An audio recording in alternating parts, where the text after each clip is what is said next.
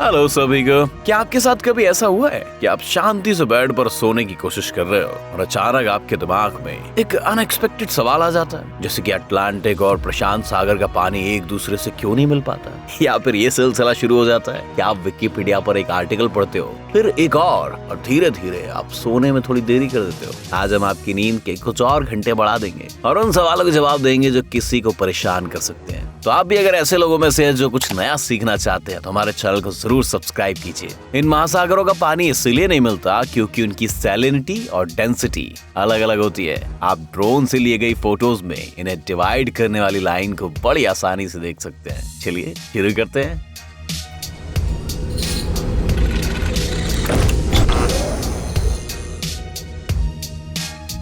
Lighter इन iPhone.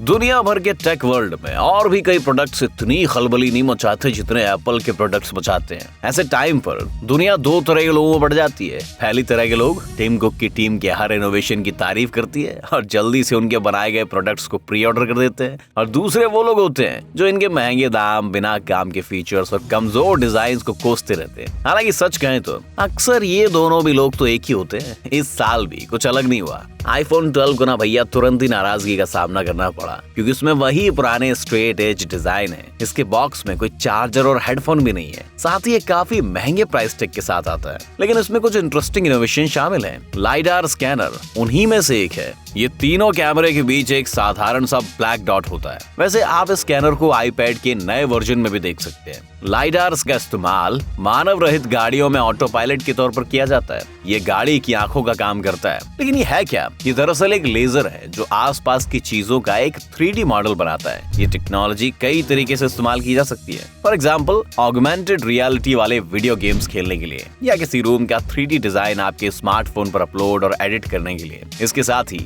Lidar केवल एक single photon level की एनर्जी से चलता है। नाइस। इसका मतलब आप इस टेक्नोलॉजी को अंधेरे में भी यूज कर सकते हैं। जी हाँ। Captcha for boards.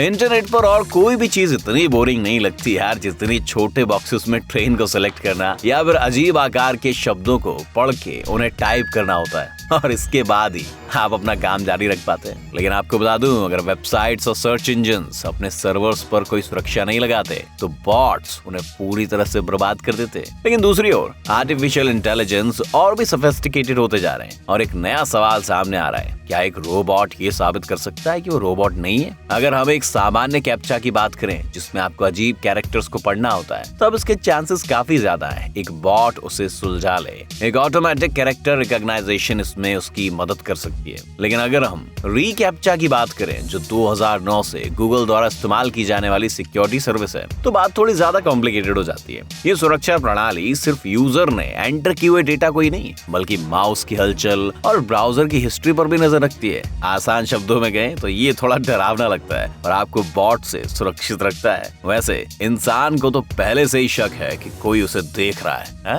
जैसे आप मुझे देख रहे हो भी। Do you want to destroy humans? Please say no. Okay, I will destroy humans. Mewing dogs।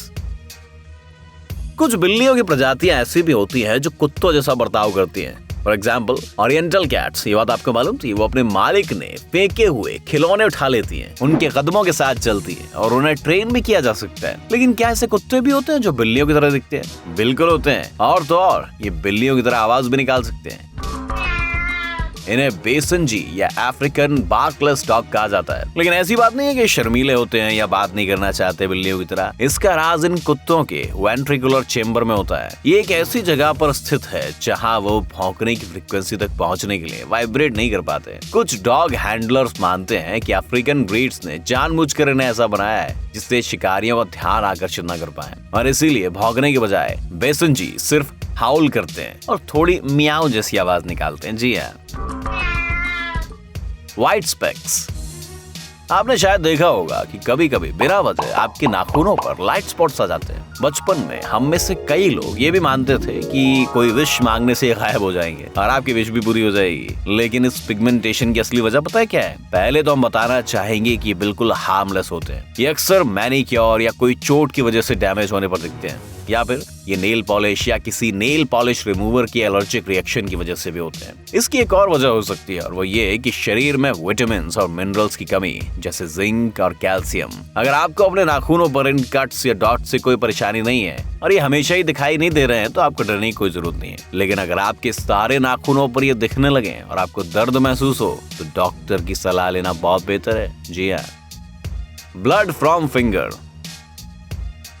शायद आपने कभी कभी नोटिस किया होगा कि डॉक्टर्स कभी कभी आपका खून उंगली से भी निकालते हैं और कभी कभी आपकी वेन से। उंगली वाले केस में क्या होता है, वो आपका कैपिलरी ब्लड टेस्ट करते हैं और दूसरे में आपका वेनस ब्लड। उंगलियों से लिया गया खून जनरल ब्लड टेस्ट जैसे ग्लूकोज और कोलेस्ट्रॉल के लिए अच्छा होता है, लेकिन ज्यादा डिटेल स्टडी के लिए वेनस ब्लड की जरूरत होती है। लेकिन जब हम छोटे बच्चों की बात करते हैं तो खून लेने की प्रक्रिया बिल्कुल अलग हो सकती है। छोटे बेबीज के हाथों से खून निकालने के बजाय खून अक्सर उनके सिर के वेन से निकाला जाता है। इसका कारण यही है कि वेन्स सिर में आसानी से मिल जाती है। जब कैपिलरी ब्लड टेस्ट की बात आती है तो डॉक्टर्स बच्चों की एड़ी से खून निकालते हैं, ना कि उंगली से। बच्चों के जीवन का पहला ब्लड टेस्ट उनके जन्म के कुछ ही घंटों में किया जाता है और इसे नियोनेटल स्क्रीनिंग भी कहा जाता है। ये बच्चों में कंजेनिटल पैथोलॉजीज को चेक करने के लिए जरूरी होता है। वैसे एड़ी से खून इसलिए निकाला जाता है क्योंकि बच्चों की एड़ियां उनके नाजुक उंगलियों से थोड़ी ज्यादा मजबूत होती हैं। जी हाँ, स्विमिंग मूव्स।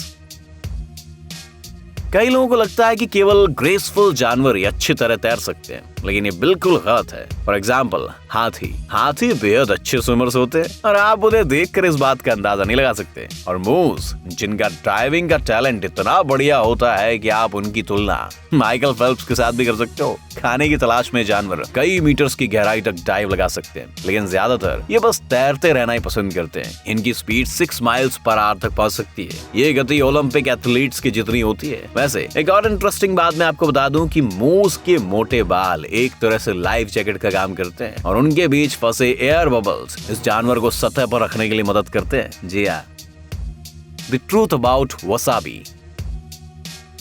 क्या आपने कभी वसाबी ट्राई किया है? भले ही आप जापानीज रेस्टोरेंट में ना जाते हो, फिर भी आपने हाँ कहा होगा, लेकिन आप गलत हो। सच तो ये है कि जापान में भी 99% रेस्टोरेंट सिर्फ इनके जैसे दिखने वाली सीजनिंग के साथ अपनी डिशेस को सर्व करते हैं। इसका रीजन सिंपल है, वसाबी जिसे जापानीज यूट्रीम के नाम से भी जाना जाता है, दुनिया का सबसे महंगा पौधा है। ये उगने में कठिन होते हैं, इन्हें बहुत देखभाल की जरूरत होती है, इनके बड़ा ना होने में कई साल लग जाते हैं और इन्हें काटने के बाद ये अपने टेस्ट और सुगंध को सिर्फ 15 मिनटों में खो देते हैं। तो इसीलिए बेहद कम लग्जरी रेस्टोरेंट्स हैं जहां असली वसाबी सर्व किया जाता है। ये उसी परिसर में उगाए जाते हैं और उन्हें काटते ही सर्व किया जाता है। कहा जाता है कि इसका टेस्ट काफी सॉफ्ट और थोड़ा मीठा होता है। Smoking on board.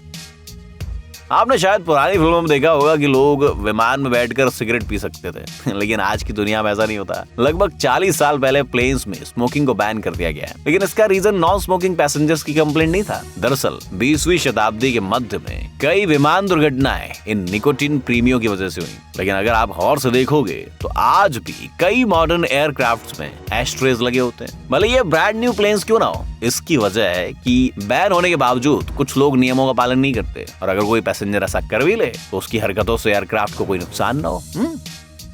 Unusual insurance.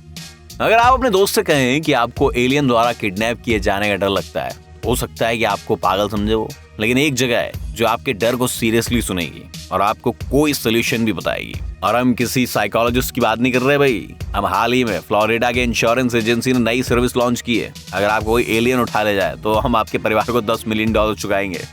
इसमें हालांकि एक कैच है, आपको हर महीने $1 मिलेगा अगले 10 मिलियन सालों तक। Well, what did you expect? Chefs hat. आपने शायद नोटिस किया होगा कि snow white hat professional chefs की पसंदीदा चीज होती है। आपको शायद ये भी समझ में आ गया होगा कि इन हैट्स में कपड़े के कई फोल्ड्स होते हैं। ये इतिहास काफी पुराना है और ये फ्रांस के बेहतरीन खाने के कल्चर से जुड़ा हुआ है। वहाँ के शेफ्स ने 19वीं सेंचुरी में क्या किया, व्हाइट यूनिफॉर्म्स पहनना शुरू किया और आज भी ये परंपरा जारी है। लेकिन सिर्फ शेफ्स ही व्हाइट हैट्स नहीं पहनते, उनके असिस्टेंट्स भी इन्हें पहन सकते हैं। लेकिन इनके हैट्स की लंबाई को शेफ से छोटा रखना पड़ता है और इसमें कपड़ों के फोल्ड्स भी कम होते हैं। इन कपड़ों के फोल्ड्स की संख्या ज्यादा से ज्यादा 100 फोल्ड्स तक हो सकती है। ये दर्शाती है कि स्पेशलिस्ट एक अंडे को 100 अलग अलग तरीकों से पका सकते हैं। आज के जमाने में ये रिवाज पुराना हो चुका है, लेकिन फिर भी किसी रेस्टोरेंट का जो चीफ शेफ होता है ना, वो दूसरों से अलग हेड पहन सकता है।